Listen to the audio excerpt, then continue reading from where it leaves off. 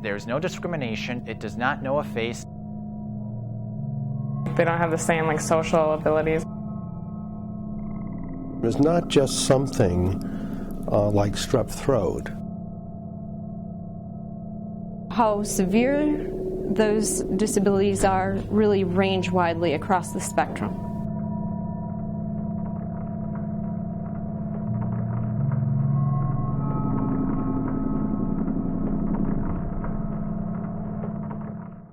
What else do you do? We're counting cards. I know that you're counting cards. What else do you do? Are you taking any prescription medication? Whoa. Look, I'm out of here. Of course, what time is the date? Later. What time is the date? It's 10 o'clock. Because I have to be in bed at 11, lights out at 11. It's not that people with autism don't want to communicate with people. We certainly like to talk to people. We certainly show emotions for them. They might sometimes have difficulty maintaining a topic without perseverating on a particular topic, or taking turns in an appropriate way in conversation. So we'll do something or say something that stands out as awkward for everybody else, where for us, we just don't know a much more effective method in communicating. There was this one time we were at a cast after party, and the boys were making fun of him for the way he was dancing and stuff. And I was trying to hint at Mike, maybe you should sit down, because I didn't want people laughing at him, but he just kept on going. Just random conversation with one of my friends in theater class, and he would be standing 2 feet away, and then he would jump into the conversation, and we would look at him and be like, seriously? You were not part of this conversation. Why are you jumping in? I was just kind of oh, I just felt bad for him, because it's just come on, realize what's going on around you. The school, I think the hardest time was establishing communication in an attempt to build friendship. Some people, they can adapt and kind of read signals, and Mike, he didn't quite get it. My first impression was, oh my God, what is he on? In the area of figurative language and understanding elements of language like sarcasm or idiomatic expressions, there may be some problems in that area. For example, taking turns in a conversation. Someone might interrupt a lot. Someone might monopolize a conversation by perseverating or continuing to speak on a certain topic that may not be of great interest to other members of the group. I would run around, ask people questions about 5-10 times over. I think one of the biggest early in my freshman year was asking about 10 students if they all had seen the same movie. I thought if I could provide something insightful, or if I could get in on a conversation, people would pay attention to me. You could sense he wanted to say something or do something, but he would hesitate, and it would make it even more obvious or uncomfortable. I thought for a long time, I just thought he was just really hyperactive ADHD type of thing, and just hyped up on Ritalin. Doing all these weird things, like flapping around my hands or rocking back and forth. You're doing all these things that draw attention to yourself because no one else is doing it. He was hyperactive like a monkey, and he was always trying to talk to the teachers. We met in high school, so there were people kind of like Mike that were not autistic. So I just thought he was weird. And besides, I met him in theater, and a lot of weird kids are in theater too. I have recalled some students that I've worked with who did have some severe emotional distress over some of their difficulties with social interaction. It was almost like the whole call for help, attention type of thing that I always got that vibe off of him. I kind of always thought of him as not really like me. I remember one student that I was working with in particular, once I gave him a compliment on the shirt that he was wearing. And it was a very nice shirt. It was this nice purple shirt that I liked. And I said, oh, that's a really nice shirt. Where'd you get that? And he says, a dead man gave it to me. And I thought, wait a minute, what do you mean? And then he explained to me that the shirt had come from a bag of clothing that a family member had put together to give to his family, the student's family, after the death of this relative. It affects social awareness and communication the most out of anything. There might be other symptoms that show up, but the biggest problem is communicating and interacting in different environments.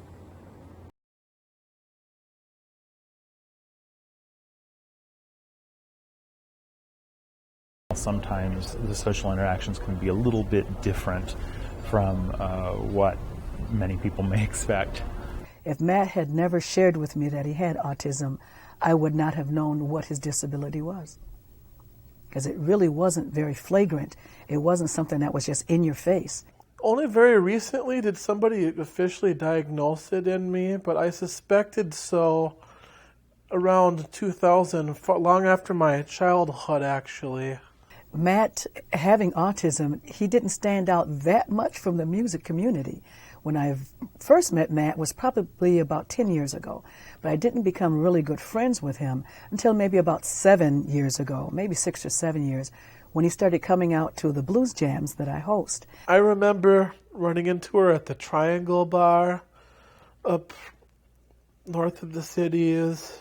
I'm not stressed by playing the music. I can be stressed out by being in the performing environment. He was a little bit hesitant to interact with the crowd. He was a little hesitant about what the audience would do with the kind of music he plays, because he is a cellist, and he wasn't quite sure how an African-American audience would take to a cello player just appearing in the middle of blues. I have a difficult time with people trying to make eye contact with me, people being too close. I have to minimize my interaction with the audience and with the performing environment. In the music community, it's very common for physical contact. We hug one another, shake hands, and I noticed Matt always felt very uncomfortable with physical contact. He would not let me hug him, he didn't want to shake hands, and he never really looked me directly in the eye. I never really associated that with autism. I generally have always had a difficult time communicating with people in person. I always had a preference for dealing with people in writing because I didn't have to meet with them face to face. I know eye contact really bothers me and always has. People aren't sure how to react or how to respond, and so I think sometimes that discomfort on the part of the conversational partners leads to an avoidance. One of the open stages on one night, he played for maybe about half of the song, packed up his gear, fled out the door, and just disappeared. And I didn't see Matt again for maybe 2 or 3 months. In the past, I have had a real problem with bright lights and just sudden unexpected sounds. I'll leave the stage screaming sometimes. Just if certain sounds happen that can't be turned off, feedback and things like that. It might lead to just a feeling of being perplexed about what does this person have going on that makes them different from us. And then he came back to me and apologized for his behavior and told me, he said, I have autism, and he said, I'm sorry, I was just freaking out. If I don't sense that I'm getting stressed out, I can get past my limit and I'll totally freak out. I'll hit myself on the head and start screaming and try to get off stage if I don't sense that something's going wrong soon enough. He said I was feeling very uncomfortable, I was feeling very unsure of myself, and I didn't know what else to do. My cello wasn't working right. I thought everybody was staring at me. I was having a bad night. I've learned over time to leave the stage in a more controlled manner when those things happen. I knew nothing about autism. I've heard the word before, and of course, I'm familiar with the old-fashioned term where they were called idiot savants. And I think most people have watched Rain Man, but that's my only orientation to autism. It took me a couple years to get an official diagnosis because I also have Tourette's syndrome and schizoaffective disorder. So it took a long time to understand what was caused by which of these conditions. there's been quite a bit of attention paid to the fact that people with autism have communication needs that deserve to be addressed.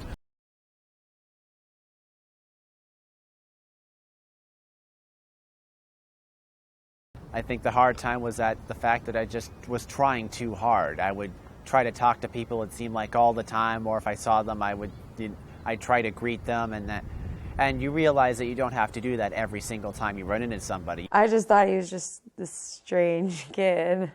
He was kind of awkward, you know, in social situations. Pretty much all 4 years, but especially so in freshman and sophomore years, that I would always talk a lot because I would always try to find a way to get into a conversation. I just didn't want to stand there with my mouth shut. Other friends that I've talked to since then, they just said I came off weird. One of my mom's friends was did foster care for autistic children, and so I would help her babysit them.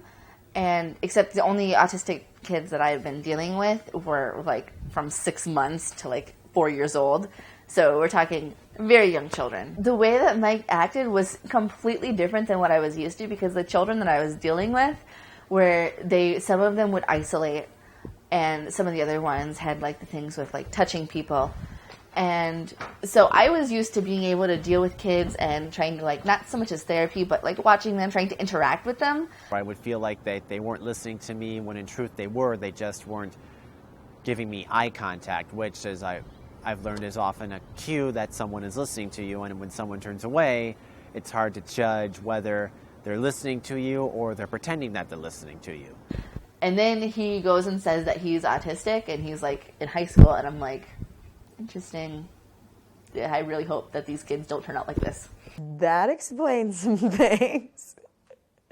That's pretty much what my response was. I thought, I was like, oh, I felt kind of bad too, because I was like, oh, I always just thought he was kind of weird and annoying, and there's really something bigger and deeper behind it. Once he began telling people that he did have autism, and that was one of the reasons why he was having some difficulty interacting socially with people, and that would be why he would sometimes say sort of unusual things or act a little differently. He actually discovered quite quickly that there was a lot more acceptance of his difficulties. Well, the way that he went about it was semi-funny, because the school newspaper, the editor-in-chief, she was a lesbian, and she came out in an article. And like she officially came out, like everybody knew, but she like on paper came out. And the week after that, Mike came out about being autistic, and I remember sitting with my friends and being like, seriously? Does he feel like he has to like tell everyone, oh my God, I'm autistic? After I wrote an article in my sophomore year in high school for my high school newspaper, for the next couple of years, I didn't say much about it. I really don't think about how autism is going to affect me every single day. Like, I understand, like, I get it. Like, okay, you're autistic, you want to tell people this is why I act this way. But I think there's a vast difference between telling everyone, hi, I'm gay, and saying, hi, I'm autistic. Well, I was never really friends with him. Okay. I was in classes with him, and he was semi an annoyance to me. So it was more like, okay, this is why you act that way. That's fine. You can still act like a normal human being like everyone else. I think it's useful to watch that development of awareness in the person who's receiving language therapy, and to watch how the person can actually begin to self-monitor for particular changes that he or she might make. I went with the strategy of just waiting for the right moment to jump in, and then you can go on and start having conversations, finding what's in common. He's sarcastic. Mike used to never be sarcastic. Then all of a sudden he just started ripping on me one day, and I was like... The progress that he's made, like, I think he's been here 2 years now, he, like, interacts with people, like, so much on a more casual scale. It's like, in high school, he was always, like, trying to jump into things and be like, hi, I'm Mike, blah, blah, blah, and, like, trying to ram himself down people's throats type of thing. Whereas now, he's much more, like, laid back and cool, which I totally support. One example with classes, especially large ones, I tend not to talk to a lot of people just out of sake or for trying to make a friend when I really don't need to. I try to let it happen as opposed to forcing it.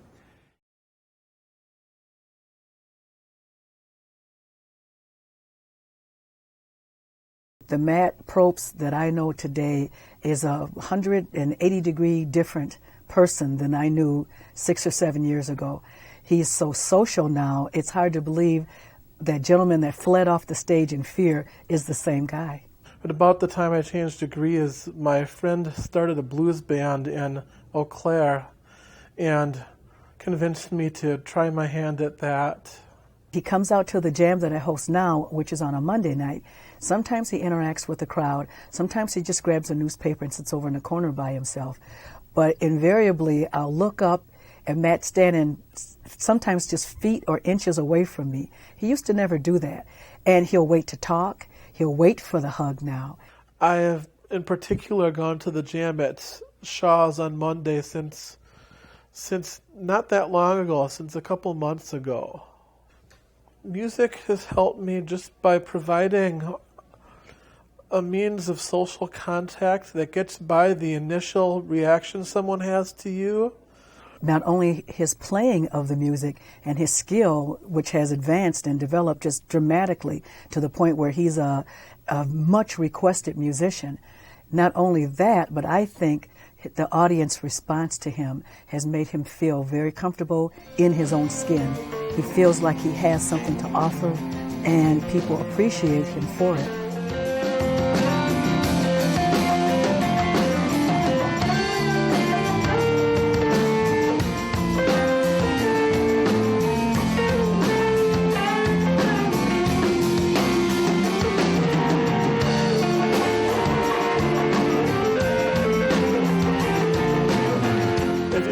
It creates a social situation that's very structured when you get onto a stage with people, even if it's improvisational music.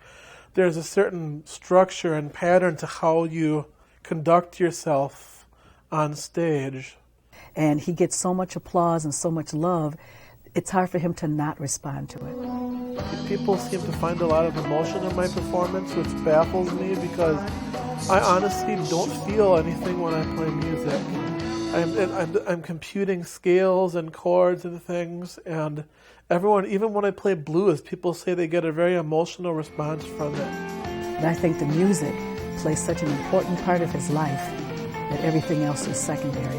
And I think that's what I would tell people, is watch his skills, watch him on stage, then make judgments about his autism. They have accommodated me over time. They've made a place for me in the band where I don't have to be there in order for them to perform. They have been very good about giving me permission to just leave or at the last minute say I don't want to do a show. I feel like his interacting with me has made him develop into a social being.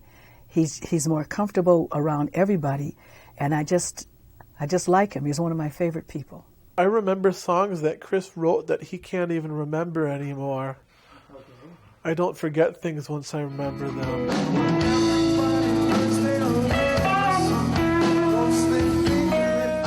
I feel alone on stage a lot of the time. It's not really because they've done anything to make me that way. I prefer to feel alone.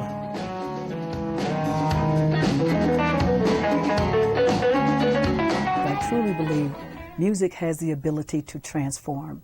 There's something about the nerves in the ear, about the audible attainment of music, that it gets into your brain and triggers a pineal gland, not just your pituitary gland, your pineal gland, and it transforms. And in the case of Matt Probst, I would say the music that he plays, the music that he has absorbed, the music that he personifies has truly transformed him and his autism. I would never know the reality of autism versus television's version of autism. I would never have interacted and felt like I contributed something to someone's development in autism.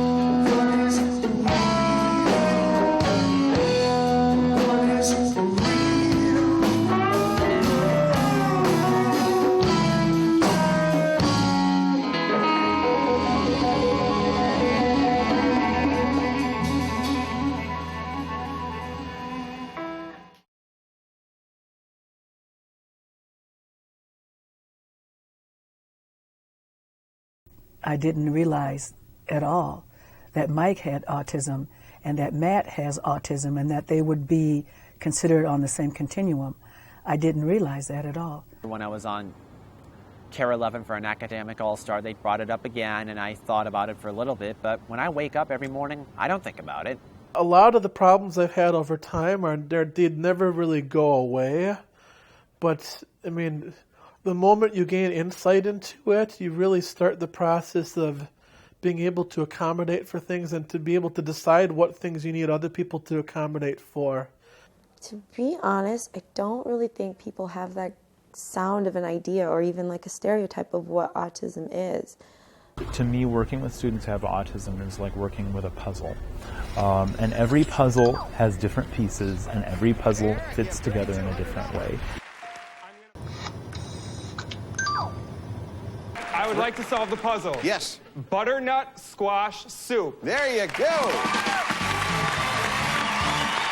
It gives me so much insight in the way like other people feel and how everyone is so different and you have to treat everyone in different ways because of the way that they might react to it. I think I'm a pretty socially aware person, considering, you know, I'm a black woman and a Native woman and a woman in general. But I guess sometimes I don't really understand the perspective of somebody who has like a disability. My children have hemophilia, which is a bleeding disorder, which also puts them in the hospital quite often. That's a disability that's very physical, but it has also created a learning disability and developmental disabilities for both sons. So I'm very cognitively aware of other children with disabilities. My advice to parents who have an autistic child is to address the symptoms as soon as you can. Parents of autistic children have higher divorce rates than parents of quote-unquote normal children. Sometimes people with autism have more greatly impacted language, even to the point of needing alternative communication systems. The adaptation that I request and usually can get is that I prefer to conduct almost all of my communication in writing at work. 20 years ago, we didn't have internet, we didn't have email, we didn't have instant messaging. It's kind of a training ground, so to speak, of talking with other people. Instead of speaking to them, though, I just type words in. Oftentimes, when people have higher functioning syntax skills, in other words, their ability to build sentences of an appropriate length and complexity, as well as a higher level of vocabulary, it's much easier to use logic and really actually engage in discussion with the person about particular social situations where they've been having difficulty. If you can find even one person that's willing to sit down with you and give you exact insight on how your communication is not meeting other people's expectations, it can really help. And, you know, maybe have a simulated conversation with somebody, you know, do some role playing. It's a standard theater tactic, and it can work here for people with autism as well. For the most part, you kind of just tell them, you know, you're kind of being weird. And, you know, if they get offended, you know, you just talk it out. There's one particular friend of mine who's willing to explain a lot of stuff to me, and I probably figured out more about it in a year sitting down to talk with him than I did asking doctors lately. Once you have a grasp of what you want to work on together, then you start diving in. And if it works, if something works to help affect some positive change in communication abilities, then you go with it. If something isn't working and you're running up against the wall, then something needs to change. I backed off a bit. So it wasn't that I stopped trying to make friends with people. I just learned that you didn't have to go and say hi to every single person you know. And that's what he needed. Just to chill. Be like, okay, if people don't want to talk to you, you don't have to talk to them. If people do want to talk to you, it's cool. Meeting somebody who has that and seeing that they endure struggles similar, or, you know, they endure life that's harder than the average person, or I guess the average white male, in particular to Mike's case, it really makes me, you know, step back and see that there's that I guess our social interactions are much more complex. Develop some meaningful goals along with the student, because adolescents must be involved in the development of their own goals, and if they're not, then they're often not on board. It's lowered the barrier because it allows those with disabilities to approach me. So obviously they see something in me that makes me accessible to them, because Matt doesn't tell everybody about his disability, but he felt he could be comfortable talking to me about it. A doctor knows what's in the textbook, but he doesn't know he can't know your daily life. There's no way he'd have time to go over an exact transcript of everything that happens in your day. I would say that autism has helped me be more understanding of people. In my experience, the ability to evaluate oneself in one's own life circumstances socially over time, and then to engage in a dialogue with a clinician about what the concerns are and how to improve on those is very useful. I would say that Matt has learned to compensate and Mike has learned to overcome. I take risperidone for my Tourette syndrome, and that's actually also used with some autistic spectrum people to help with anger or panic attacks of that kind. So I think that medicine probably does help, because I've had fewer problems like that since I started taking it. Since nobody can tell what I have unless I tell them, then I've been able to quarantine my symptoms to the point where they're not noticeable. Just the fact, like, I've seen him change and grow so much, it's freaking amazing.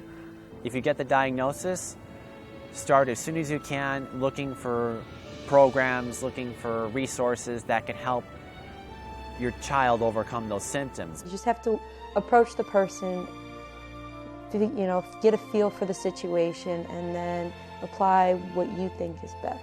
We have social interactions with others on a daily basis throughout our lives, and many of those interactions are crucial for our personal emotional well-being, as well as our career success and just our general way of operating in the world. You could have a lot of great things to say. You could have something very insightful for everyone else, but if you don't know how to say it, you will have negated all the hard work you have put into it. Unless somebody physically sat me down and said, look, does this, and this happen? I didn't know that there is anything different about me than anyone else. And it has taught me a lot about watching, observing, using your eyes to communicate, not just your ears.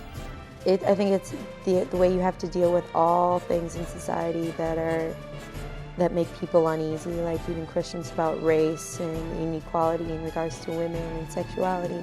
And these are things that make people uncomfortable, and autism is no different. And I think that it's very important for folks who have difficulty communicating, not just with autism, but with any kind of communication problem. I think it's important for those folks to seek the support of a speech-language pathologist when necessary.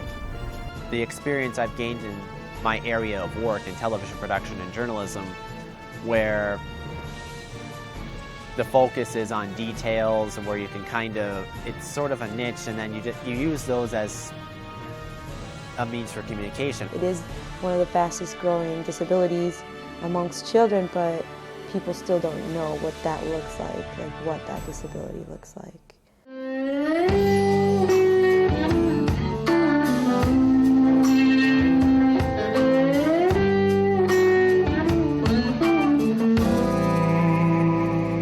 Rosemary, I know you're sick and tired of fighting.